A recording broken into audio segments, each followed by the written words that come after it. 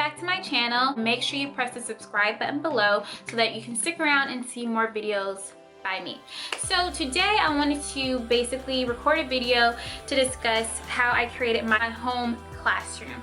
So as you all know, it is April 19th. Most of the country should be practicing social distancing. The school year is pretty much done as far as being physically in the school building, and everything has been moved to online learning and teaching. So with that being said, I really wanted to create a space that, you know, would engage my students and honestly would motivate me and, you know, just be, you know, something that resembles my classroom, especially if I'm making content videos for my students and also teacher life videos for my fellow educators. So with that being said, I'm going to go ahead and explain to you how I created this.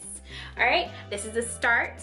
Hopefully, you know, as the next school year progresses, I will add more to this, or there might be a different scenery back there, but I'm super proud of it, and it really has me motivated to, you know, create more videos and it just gets my teacher vibes going. So yeah, most of the things I have here I bought from Amazon and they were very inexpensive, and a lot of the other things you can easily find at places like Walmart or Target, in some cases Ross or Marshalls. So first things first, a lot of these things that are behind me were influenced by my actual classroom. So the first thing is the clothespins. So in my actual classroom, I would display students' work with clothespins, or I would just use it to hang up different, you know, decorations, things of that nature. So in my classroom, the clothespins that I used were a lot bigger, but considering that this space is a little small, I knew that I wouldn't be displaying huge pieces of paper. So I went online and I found these mini clothespins off Amazon. And what I really liked about this particular product is it came with 100 colorful clothespins, and it also came with the string or the tool that is used. So that was amazing. And then on top of that, it was only about $10 for 100 clothespins and the string. That's pretty cool. So I will leave the link in the description box below.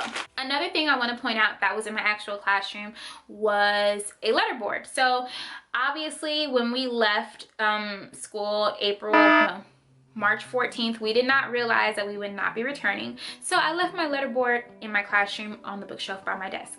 Nonetheless, I did a little research where I found a virtual letterboard generator.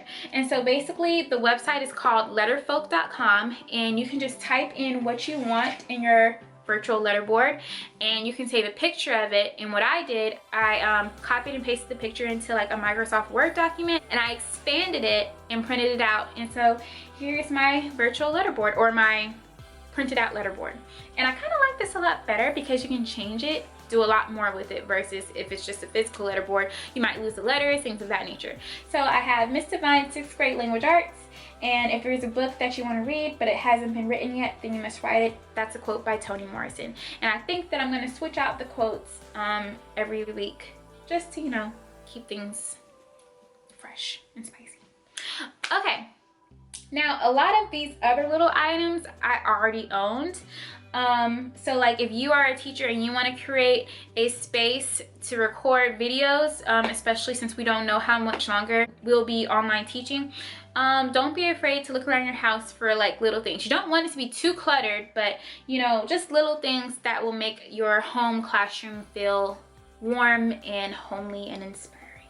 Okay, so another item that my kids might recognize when they watch my online content videos that I'll record from are mason jars. So I would leave mason jars on my desk and I'll use them as holders for like pens, pencils, color pencils, highlighters, things of that nature. And so yeah, you can get mason jars from Target, Walmart, Michael's, and they're super cheap. And I feel like it adds like a very cute southern detail. Oh, I do declare.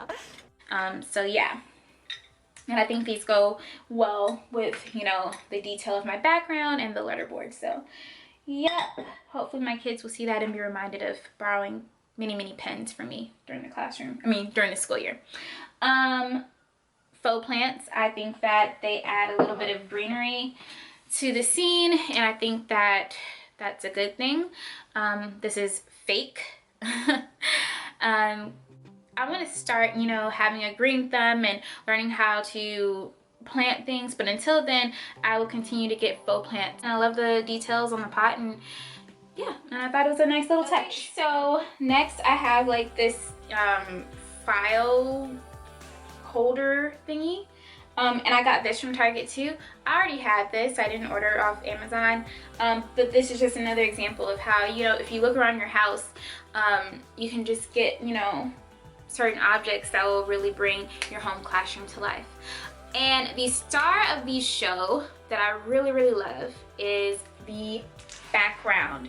So I bought 2 of these back in August for my classroom. One of them was like a white brick pattern, and I used that on my classroom door and it turned out amazing. And then the other one was like a red brick pattern, and I used that in my literacy nook. I'll try to insert a picture here. But yeah, they're amazing. Now I will say this, this one only cost me around $10, but the 2 that I originally got back in August, they were like $38, but I will say that they were much, much bigger. And I bought this off of Amazon as well. I actually bought 2 of them. This is a different pattern. This is a different pattern that I had bought, but I ended up not needing it, and I'll probably just reuse it